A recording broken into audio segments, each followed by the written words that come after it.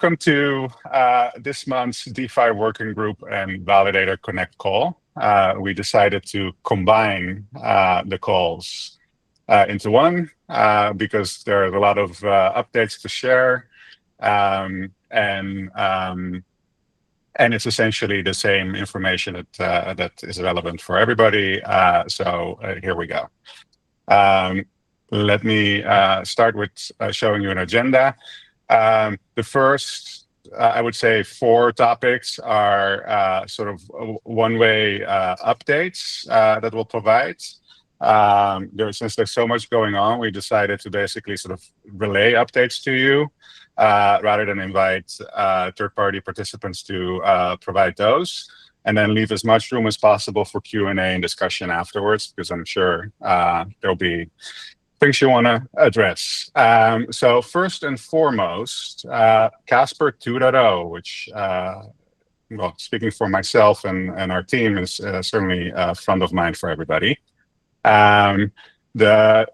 We've reached a very significant milestone yesterday. So testnet was upgraded to Casper 2.0 yesterday at 14:31 UTC, to be exact. Many of you participated in that in the sense that you're running testnet validator nodes, had to stage the upgrades, were online and sort of in touch with the team as the upgrades activated.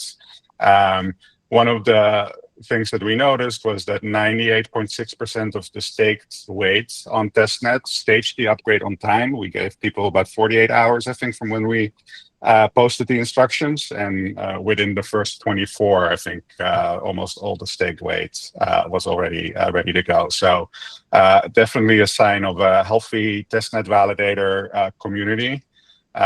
You guys are very responsive and responsible, and we all really appreciate that.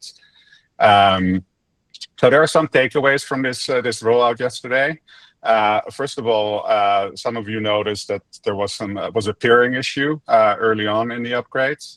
This was the result of a bit of a human error in the default config that was provided, where the known addresses were actually of an incorrect network. So thankfully, that was discovered pretty quickly. Joe provided a snippet that allowed you to essentially address that if you were affected by it, and the network has been rolling pretty well since, and everybody's online. And we've also identified various follow-up items that we are digging into as a team. Some of those have to do with dust collection and minimum stake logic. So if you followed along with the long list of features that is in Casper 2.0, one of them is the sort of global minimum stake that is set in the chain spec, and then the ability for validators to set that on a per node basis. If you have delegators that are below minimum stake, they're supposed to be undelegated, and there's some cleanup there that needs to happen at the various points that can be evaluated. There'll be some other cleanup items in the next few days, including around sort of lane choices for legacy deploys and things like that. So stay tuned for some updates. You'll see those coming by in PRs in our repos. Before we go to the next slide, I'd actually would like to take a moment and recognize the Casper Core Dev team, many of whom are here on the call. Yesterday's testnet upgrade was one of the final milestones of a path that started about 2 years ago. And this is a major version upgrade that represents one of the most substantial upgrades of a live blockchain network in the history of our industry ever attempted in a single upgrade. I don't want to throw any shade on any other blockchain projects, because I think we all know, as well as anyone, how complicated this stuff is and can be. But even as recently as this month, one of the best-known Layer 1 blockchains needed 3 attempts and, I believe, spinning up an entirely new test network in order to roll out a minor protocol upgrade while keeping their network alive. The fact that we've now upgraded 3 networks, including our nearly 4-year-old live testnet, in a single major upgrade containing this much new and changed functionality, which includes a new layer 1 virtual machine, an entirely new consensus protocol, massive changes to gas models, validator logic, and tons of new features, is something that simply hasn't been done before successfully, and speaks volumes about both the professionalism and the dedication to excellence of the core engineering team, as well as the robustness and the resiliency of the underlying architecture of Casper Network. So massive respect to this team that I'm very proud to be a part of. I like all the clapping emojis, very, very much deserved. Then some things to be aware of, and this is mostly interesting for the validators on this call. And I'll ask Joe to provide some more color on this in a minute as well. But I know that the validators typically track very closely their performance metrics, which in Casper 1.x was based on a sort of a ratio of maximum achievable rewards for a validator. In 2.0, this is measured differently. It's now based on signatures and citations, not on rewards. And some sort of per era variance is expected. And Joe will provide some more color on that. So per era, you might see some variance. It is not expected to see a material variance over a statistically significant number of eras. So basically, it all sort of even out. And if you're monitoring performance on tools like CSPR.live or Era Guardian, those tools still need updates to reflect this. So you might see your node all of a sudden reporting on Casper Live saying that it has 97% performance or something. Don't read, well, I was going to say too much, but don't read anything into that unless you see it's like at 50% or something. But maybe Joe, you can jump in here and just provide a little bit more color of how things work and how this sort of affects how we view performance. Yeah, and we can dive deeper in questions. Alex can get in if we need to, but I was thinking of a good analogy for Highway versus Zug on consensus. And so with your consensus mechanism, you're trying to make sure you're live and producing blocks that are accurate, but you have to reward the production on a proof of stake network. And with the new Zug rewards piece, the reason we kind of based on rewards with Highway is there wasn't a great way to track that. So essentially we were saying, how can we track performance if it's not really visible with the consensus mechanism? Let's look at what the potential rewards were and see how close you got to that. So while that's simple to understand, if you look at Highway, everybody kind of has to be in lockstep. And I don't know if you guys are familiar with like the three-legged race, right? Where you have two legs tied to some, two together, and you're having to work as a three-legged. If you think of all the validators as a 101-legged race, right? And when one validator starts to perform poorly, it pulls down everybody. And that's not a bug in Highway, that's by design, because the rewards have to have an economic disincentive to perform poorly. Now with Zug, that's changed, where you can very clearly at every block see the performance of a validator. And therefore, the rewards can be based on the validator. And if you look at some of the new raw data for blocks on testnet, you'll see rewarded signatures, which is essentially a bit mask of did that validator get rewarded for providing a signature for that block.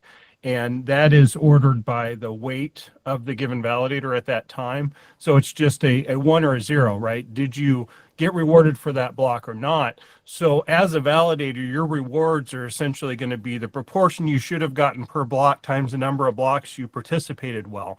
And currently that's tuned to be 95% of it. We still need some incentive for actually producing the block. So if you come up as a producer, there's some incentive there to produce as well. And that's the part that Michael was talking about, where it's going to vary more per era than Highway because we're not all in lockstep now.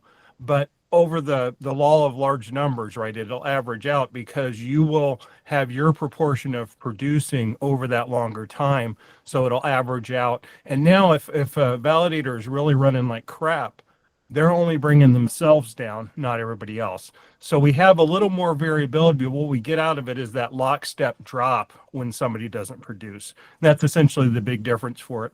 So the performance metrics that we'll see are going to be very easily just summing up how many times you participated with that reward signature over how many you should have.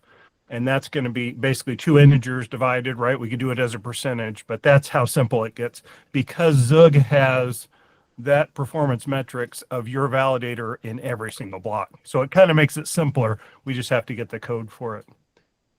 Is there anything else you wanted me to cover, Michael? I think No, I think that's a good overview. You did point out that Alexander Limonov is in the call as well, and if there are more sort of detailed questions about this, he can address those in the sort of Q&A section. One thing that I just realized I failed to point out is some of these. Well, the bottom right screenshot here is a quick Git compare between the latest 1.5.8 version of the network and the version that was released to testnet yesterday. As you see at the bottom there, we're talking about, as I mentioned, 2 years worth of work, 3,421 commits, over 1,600 plus files, and hundreds of thousands of lines of code. It is a very sizable achievement. Moving on. So all of you are either node operators or dApp developers. There are even some exchange representatives on the call. So how do you prepare for Casper 2.0 to the extent that you have not yet? So first of all, you see that some of these things here are linked. I'm not going to open these links in this call, but I will make this presentation available as a PDF so that those links can be clicked. And there will also be, in addition to the recording, there will be a write-up that will be available on casper.network, where those links will be available as well. So if you run nodes, and you testnet validators will be familiar with this, there are some preliminary steps that we've laid out for you. Joe can speak to sort of the details of those, but I think it is about preparing based on which Ubuntu version you're on, and then some other sort of prep steps. And it might also be a good time for maintenance, obviously, as you do that. Then for mainnet, just as many of you did for testnet, stay tuned for upgrade instructions for mainnet. We will give some hints as to when to expect those, so that it's not a surprise that you need to upgrade within the next 24 hours. But at this time, if you're not a testnet operator and only a mainnet operator, it'd be good to take a look at the testnet upgrade instructions so that you know sort of what's coming. Then if you are a dApp or an exchange that is interacting with the network via RPC, using a public node or a node as a service that somebody else runs for you, first of all, it'd be probably good practice to connect with your service provider or with the person whose node you're using, to ensure that they are paying attention to the upgrade, right? Because the last thing you want is being sort of left behind because your service provider is not paying attention. And then perhaps more importantly is review and handle the changes to the JSON RPC interface, because there are sort of significant changes. And depending on the methods that you use, because in some cases you may use only a few methods and those haven't changed, but depending on what you do use, you may have to implement changes to your application. Finally, if you're using an SDK to interface with the network, we very, very, very strongly recommend that you upgrade now. And that's a process that we've started with all of the exchanges that support Casper. Because the new versions of the SDKs, and we'll dive into that a little bit later, are fully forward and backward compatible, meaning if you upgrade now, they'll function perfectly fine with 1.x, and the moment that the sort of transition happens to 2.0, they'll continue to function fine, so it'll be entirely seamless. And we have a number of migration guides. There's sort of an overall migration guide that links to language-specific SDK migration guides, where we try and handhold you through that process of updating SDKs. Speaking about SDK, so as I just mentioned, the JavaScript Go and .NET SDKs have been built with forward and backwards compatibility. Upgrading now ensures a smooth transition. I'd like to point out here that actually all three of these SDKs are being used by the CSPR product suite. So things like Casper Live, Casper Wallet, Casper Cloud, Casper Market, etc. And all those products have been running against these SDKs for the last few months, so against 1.x. And for those of you who were following the upgrade yesterday, you will have noticed that all of these products continue to essentially work the minute the upgrade hit. So they transited from 1.x to 2.x without any changes, anything needing to happen on our end. And you can be in the same position, right? So it's important to know that there's no secret sauce here. Make or Casper doesn't have access to anything that you as a developer do not. Using these SDKs now means you will also seamlessly transition when the network upgrades from 1x to 2x. Here's a list of sort of links to migration guides for each of these SDKs, mostly relevant for when you have access to those links. There is also a Java SDK that is available both direct as well as via Maven.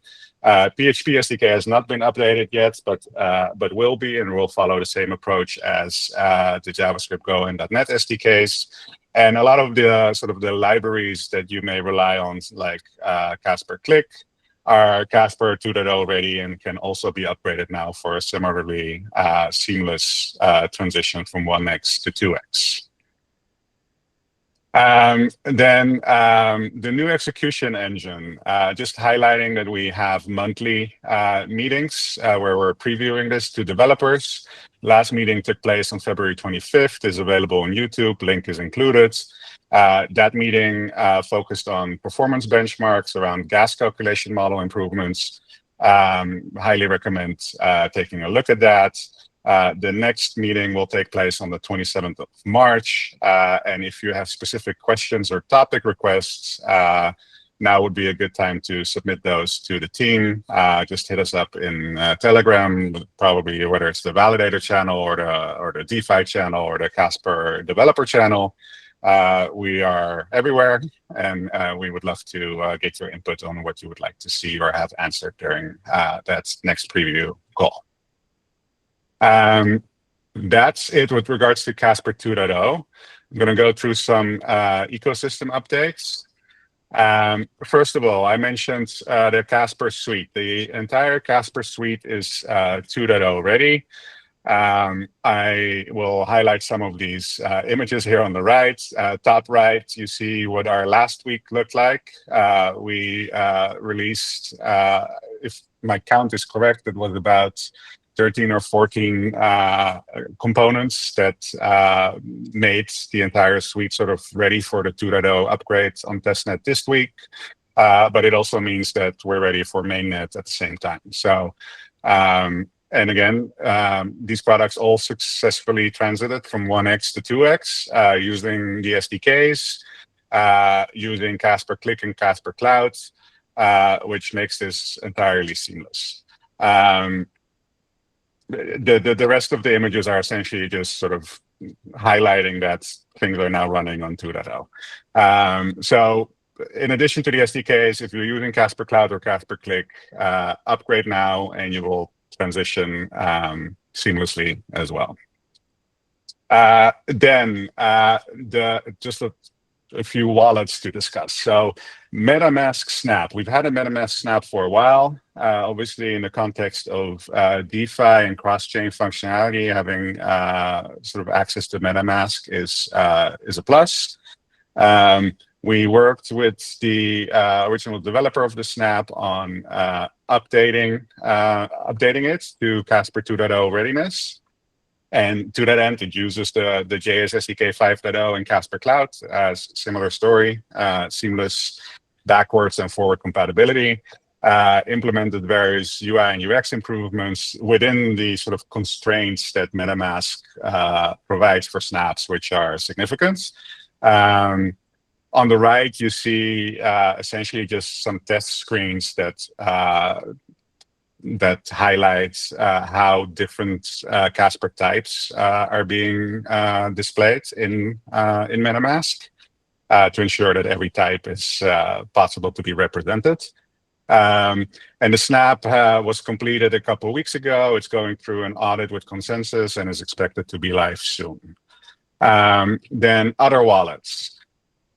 Ledger. So Casper Core Team has provided testing vectors to Zondax for the 2.0 functionality, and Zondax is wrapping up these updates, after which we will have to go through a new audit with Ledger.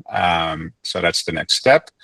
Tangent Wallet, we're working with that team to be Casper 2.0 ready.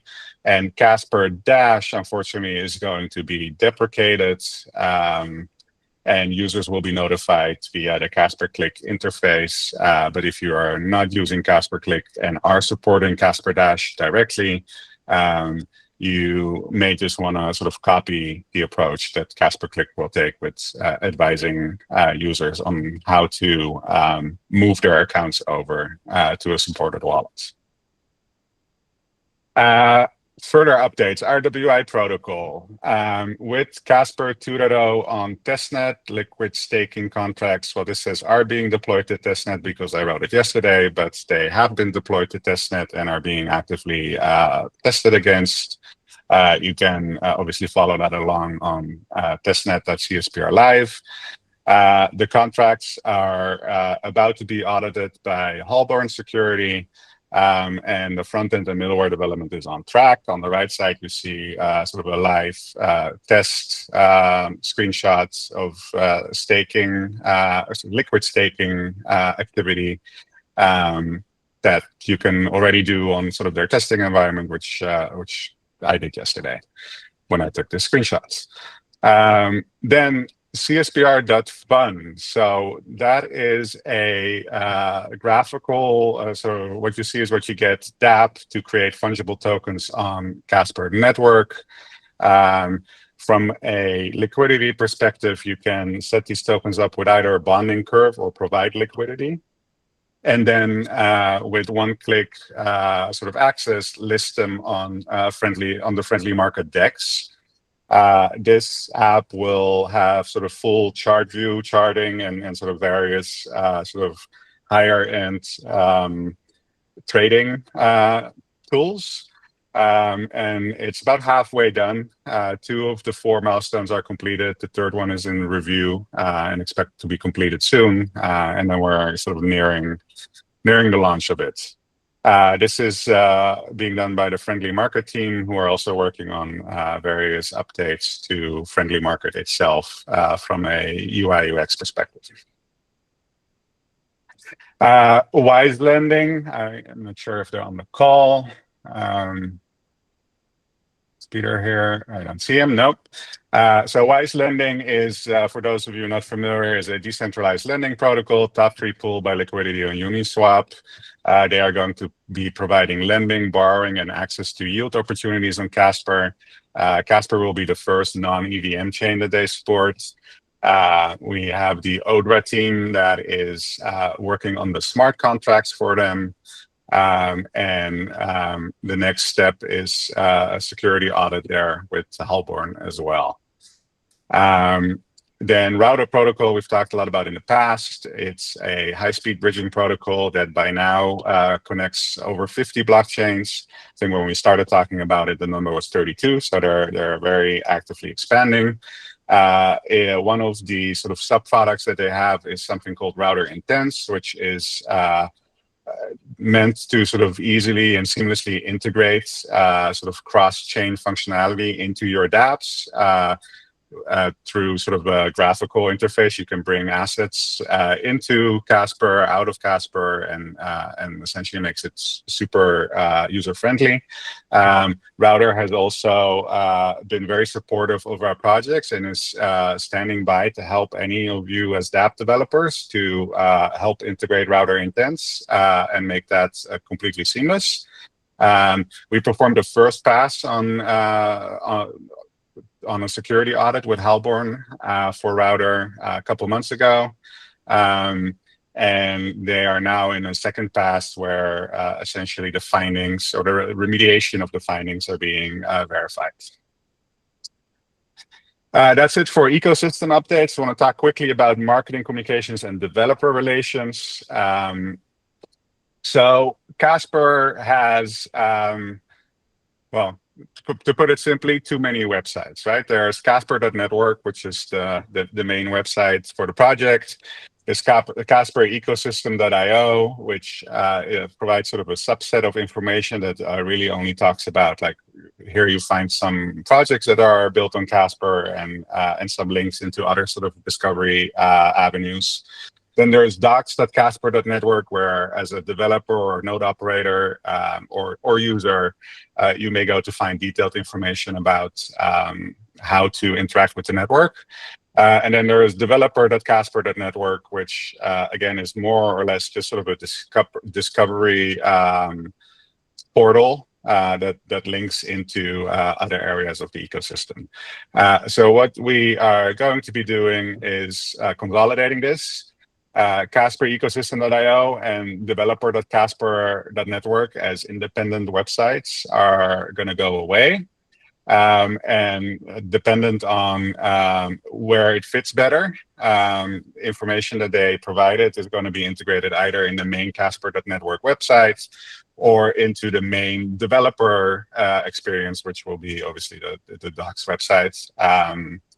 And as such, it should be a little bit more easier and more streamlined to find what you're looking for as a, well, whatever type of stakeholder you are within our ecosystem.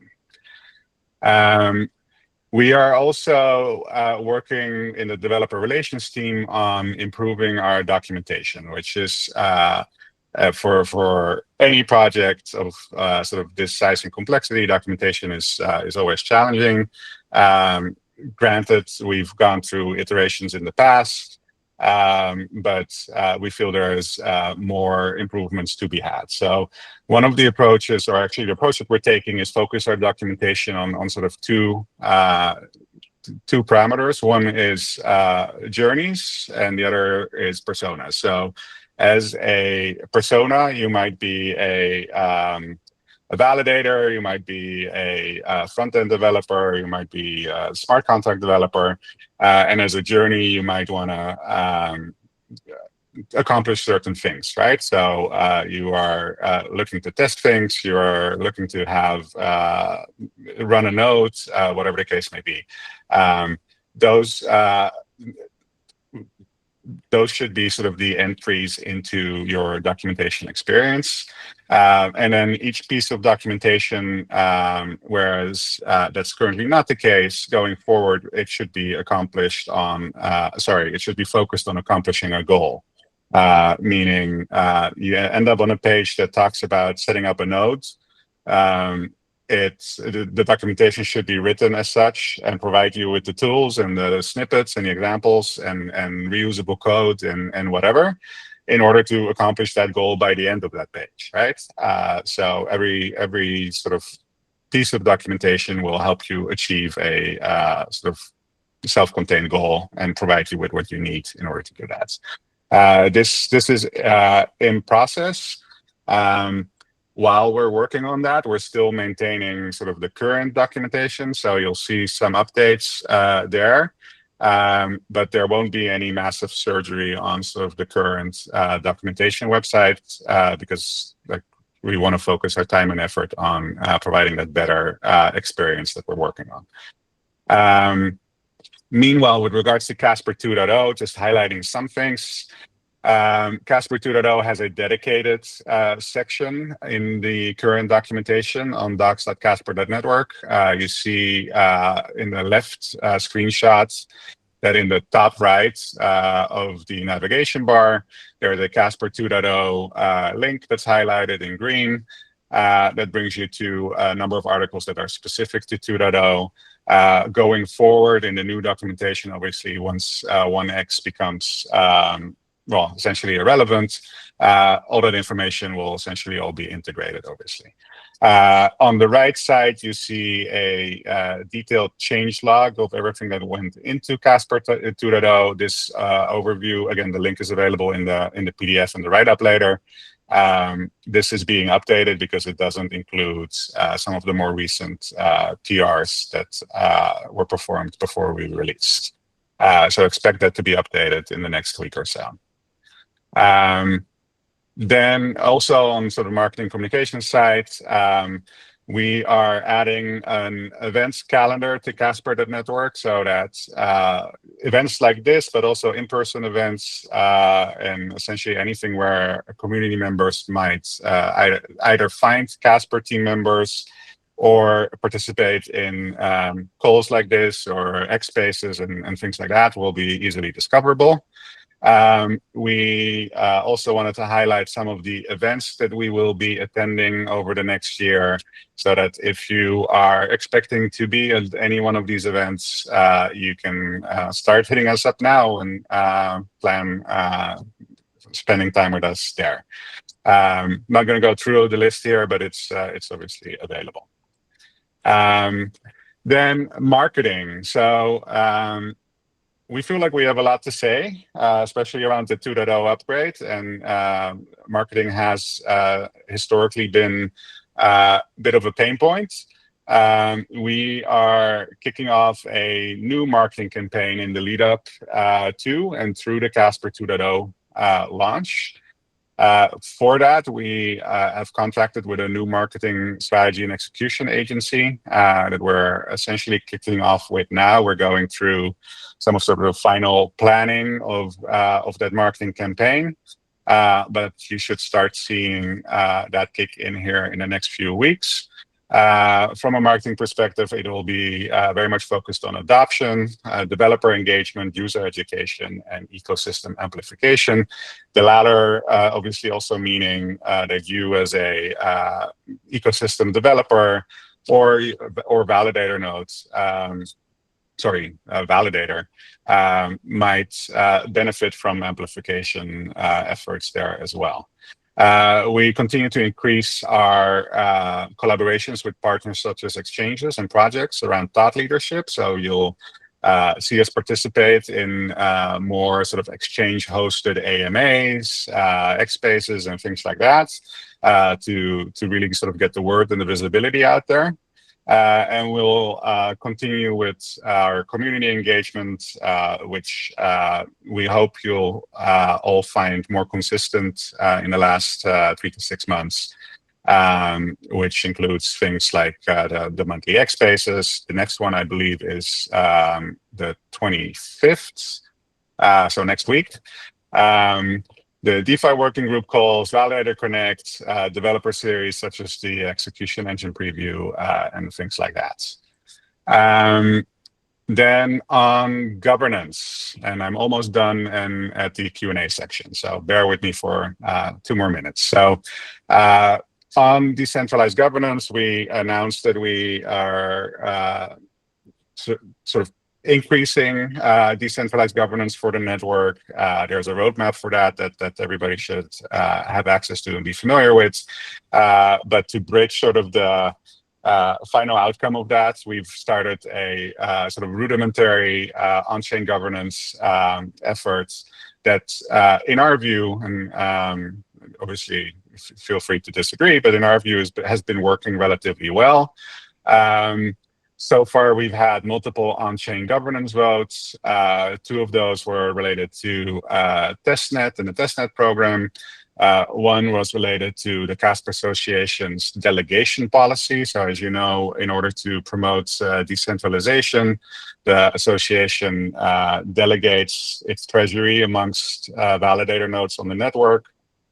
And most recently, the validators shaped and then voted on a treasury delegation policy that lays out exactly which validators are eligible, what the parameters are for that, the duration, and a lot of other details that can be reviewed on the Casper governance forum. And then subsequently, the validators voted on this, and it took effect. And the first quarterly delegation has occurred for Q1, and the next one will happen in April. All the votes are visible on chain. The folks at Era Guardian built a nice interface for that on eraguardian.com. See that on the right. And obviously, you can also see sort of the lower level on-chain data in CSPR Live when you look up the governance contracts that were voted on.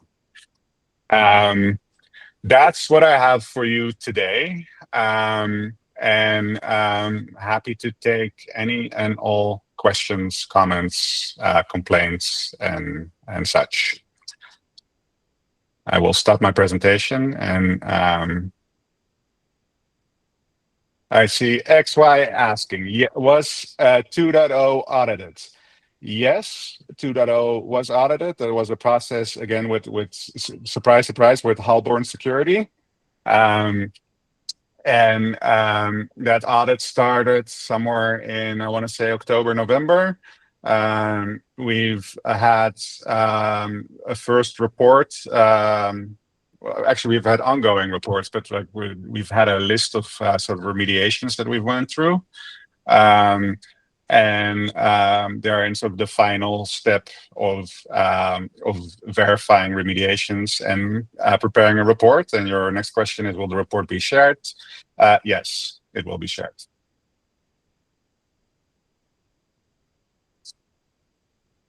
Let's see, other questions, and I see nothing in the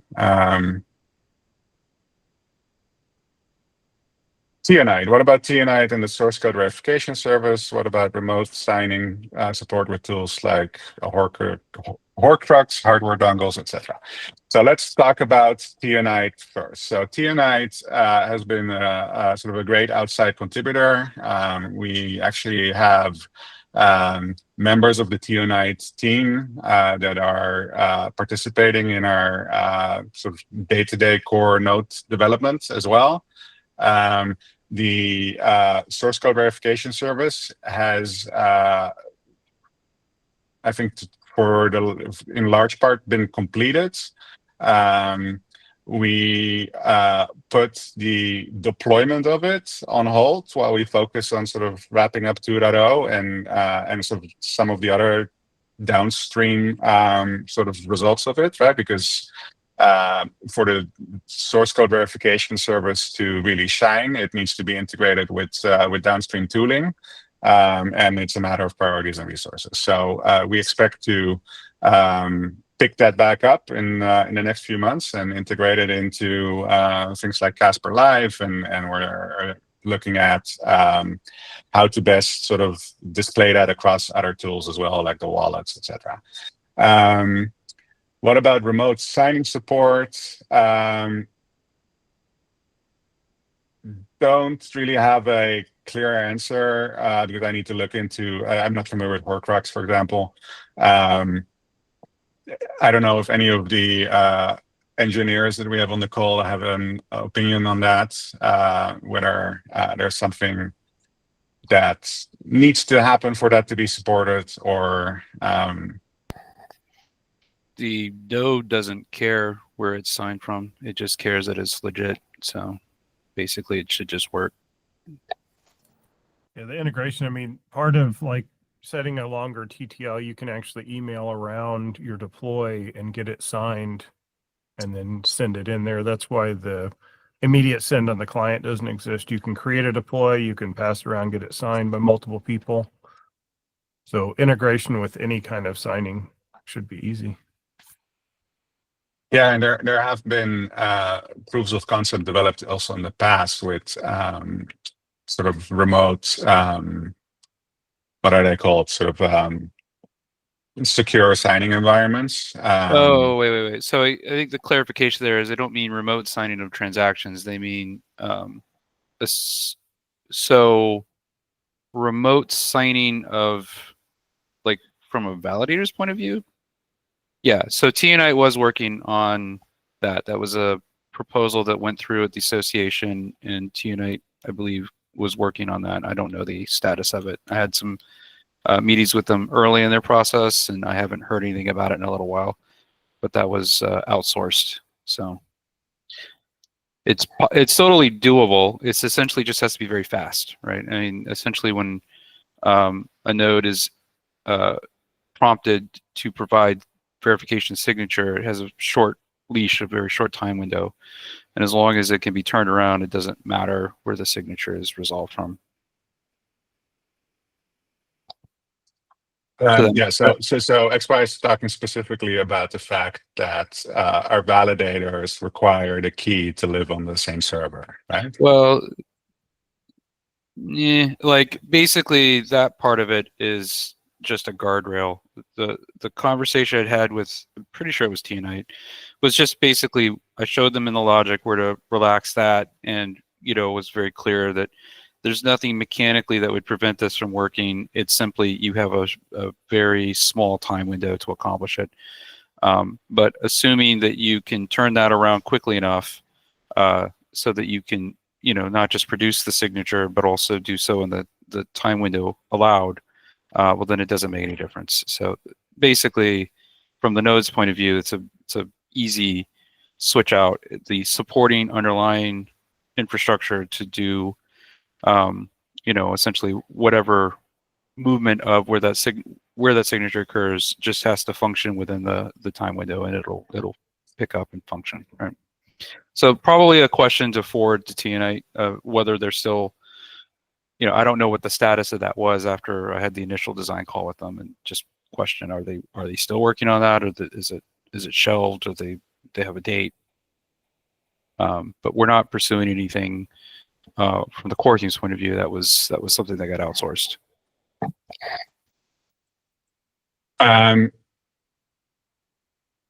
XY, you raised your hand. Is there something you want to follow up on this question?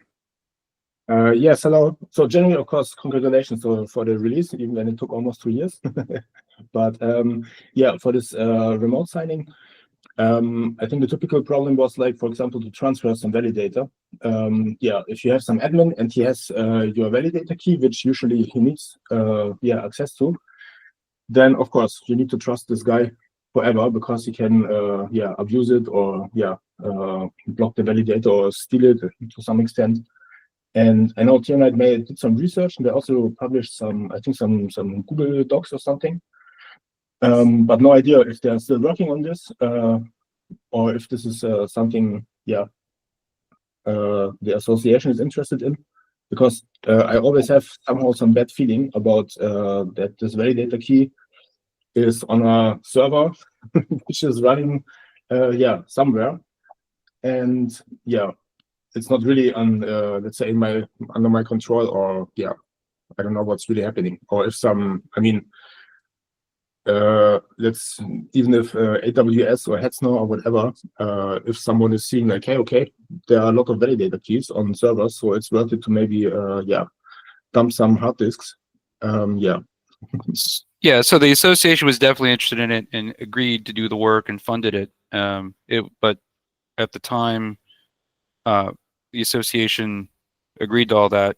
There was basically the only on-staff resource was myself and I think one other person, and we were doing other things. In the intervening time, they put it to a third party, and I just don't know the status or outcome of that. I wasn't directly involved beyond the initial consultation. So I think basically, yeah, I mean, it's totally doable. It was someone else was working on it, so I don't have the specifics. So we can find out from TNite, and if it's something that they did finish or are continuing to work on, great. If not, and we will need to pivot off of it, great. I just don't know the current status of it. There's nothing fundamentally blocking it other than doing the work, and so it's just a matter of that.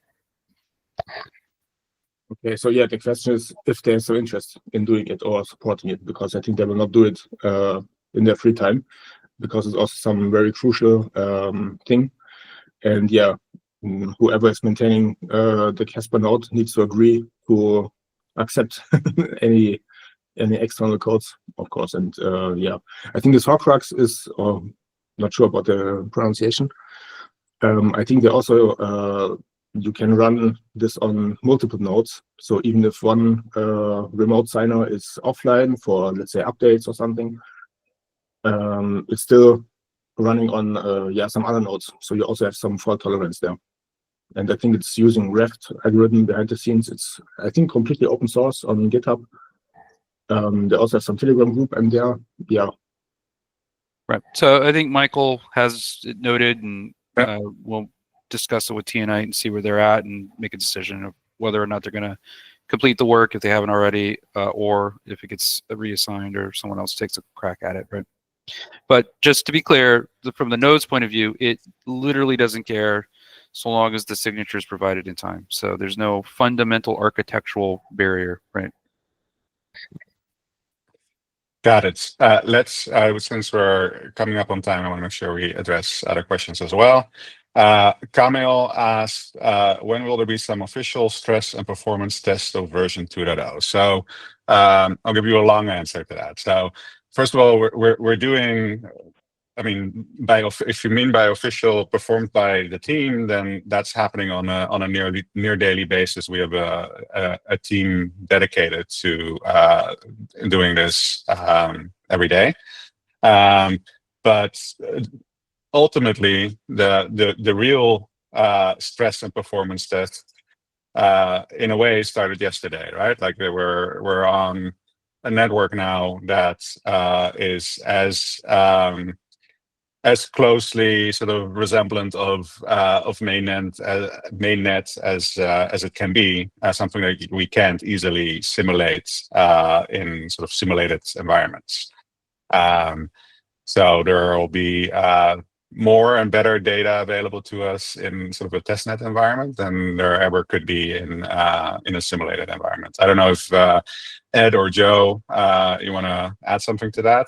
No, that's an accurate statement. So basically, just to be clear, like the SRE load and scaling test, I mean, they've been doing this for months, from the earliest release candidate to DevNet onward, right? And ongoing, right, and continue to do so. Like even today, we're still running various test scenarios, but they're all fundamentally, constructed, and so they're not simulations; they're real networks. But the test plans and the load being put on them is, all programmed behavior and test suites, and so it's not as organic or chaos monkey-ish as the real world. Whereas, the public testnet is out of our control. We don't control the servers. They're not homogeneous, and people just do what they do. And so it gives a far more, you're going to find weird edge cases under those sorts of circumstances that you might never discover through, even large scale laborious testing in more of a hothouse, right? So we have been doing, we'll continue to do, but also really what we expect. Like for instance, it's not even necessarily finding bugs, but just feedback. Like the feedback we got yesterday on the legacy deploy being put into a specific lane. It's working as intended. It's not wrong, but people don't like it, right? So beyond just like finding bugs and edge cases, also getting feedback on settings and parameters and choices. So that's all happening in testnet. So I would encourage people to just hammer testnet. Like anything that you want confidence about, you don't have to believe us. You don't have to check the S3 test plans. Just try it. And it should either, if it's not supposed to work, it shouldn't work. If it's supposed to work, it should work. And if you run into something counter to your expectation, report it. Right? And this is the first environment where we really get to twiddle the knobs, because the configuration, both on like config toml, but also the network configuration in the chain spec, has many values that can be run in different ways. And our massive tests have got us pretty close, we think. But I think the rewards is one of the places where we want to see how it performs in real world scenarios and what that looks like, and if we need to twiddle any knobs. And so that's, a whole reason why testnet exists, is that type of scenarios. Right. And I think the important thing to be clear on, so I saw another question go by, when mainnet 2.0? Well, when the community says so, right? So basically, if the community were happy with the current state of it today, we could go to mainnet today. If the community has areas of concern or places where they're not confident or they just want change, well, then that'll occur in testnet and iterate until there's quorum that it's, it's not just ready, but accepted, right? So basically the release candidates that we push to public testnet are believed to be release candidates that could go to mainnet. And until there's feedback that says otherwise, that remains true. And so basically it could go immediately if the community is satisfied with it. And if the, integrating people in mainnet are ready for it, right? If they've got so that's the sort of additional point that I wanted to add to that, Ed, because obviously there are downstream parties that need to be ready. Importantly, exchanges need to be ready. And we are working very closely with the exchanges on making sure that they are. And not every exchange is sort of the same priority, let's put it that way, because if there are some local exchange somewhere with very little volume, then the impact of them not being ready is not as felt as much across the ecosystem as I see John of Uphold here. We definitely want to make sure that Uphold is ready, John. So that's a gating factor, right? So we're working very hard on making sure that our exchange partners are ready to go. John says certainly, so that's there you go. John gets to decide when we go. XY questions. How to request docs templates for missing docs. For example, template for proper monitoring, documenting the Prometheus metrics to set up alerts, Grafana dashboards, how to for hardening a validator, secure handling of validator keys, maintenance best practices. Good question. They certainly should be requested, and that should find its way into the DevRel pipeline. I'm not going to come up with an answer sort of ad hoc right now, but we should put something forward, whether it's a GitHub issue or something else where you can request those. And perhaps we have some members of the DevRel team here. Muhammad, perhaps you can take a note of that. Yeah, so you're asking about an AI for the docs. I do remember your example from months ago as a proof of concept. Really like it. Would love to have it. And as with everything, it is a matter of resources, priorities, and roadmaps, right? So while I know that like you spent a few hours, or maybe not even that, doing that, that's not always sort of all it takes when it has to be part of a larger context, right? So you know how it is. So it's definitely captured as a feature. Can't promise that it goes before one of your other examples of how to set up a Grafana dashboard, because that may be more important. And there's some things on this that we have to worry with the decentralized network that we don't centralize things to the point of failure. So we're kind of looking at that with like my mistake on known addresses. If there was a little more interaction of people picking addresses they like as well on staging, it would have gone smoother. And so the same with monitoring. If everybody's got the same exact Prometheus Grafana setup and there's a bug in it, everybody's monitoring goes down. For docs, we're currently running on docs-redux public repo and issues there. I did a big docs pass a few days ago and over the last few days with Mohammed and Dev and a few others. So we've got those in a better state. And as we find issues, we're going to try to get those as quick as possible. XY. Yeah, sorry to interrupt, but I think this decentralization is some kind of illusion, to be honest, because I mean, almost everything here is at the moment very centralized, and I don't see any signs or docs or whatever how to get this more decentralized. Because I mean, I think in a perfect world, we would need also the different node implementations in different languages from different developer teams. But I mean, I'm also sure this will not happen. In 2 days.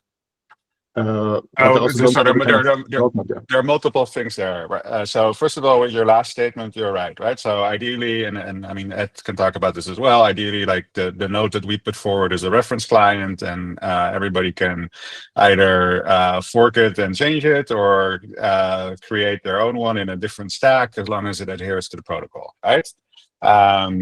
That's not where we are, obviously.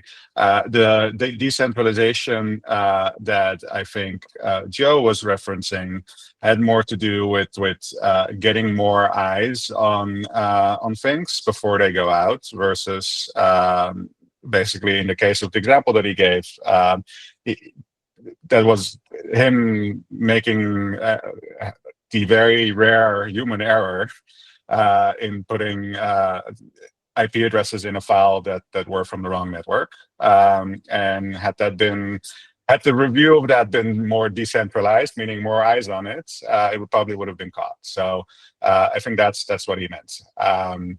But certainly in the broader scheme of things, decentralization across the industry is not where I think many would like it to be, right? So you're absolutely right about that.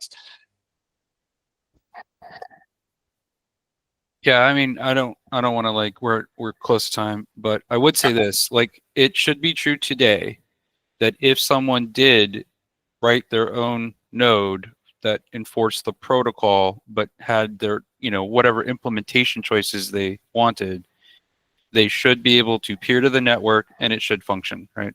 So there is no intended mechanism in the reference implementation of the node that is proprietary or custom or backdoored or whatever. It's essentially the protocol behavior as the rules that all nodes must follow versus the implementation that we've provided to satisfy those. And there's nothing there that should prevent somebody from not being able to do that. It's just no one has, right?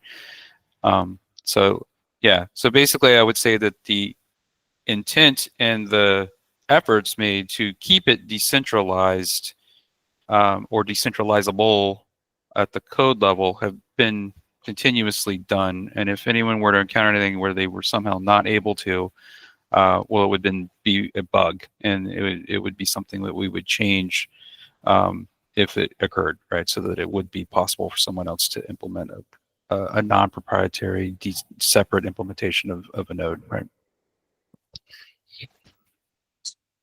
Anything else? Yeah, what I mean with decentralization, I just, for me, this is not very realistic if you guys are talking about decentralization. And in reality, it's completely or highly centralized. And so if there would be some kind of roadmap to see like, okay, that part can and should be decentralized pretty soon, because it's also low-hanging fruit and done pretty easily. For example, we have one Grafana dashboard from one, I have no idea how to pronounce his name. I think Daniel. His name's Daniel. Yeah. Yeah.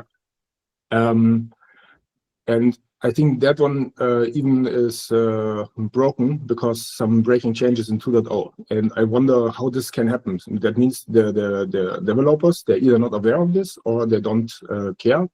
Or I think you guys, you have your own Grafana dashboards internally, which are not shared anymore because it took too much resources.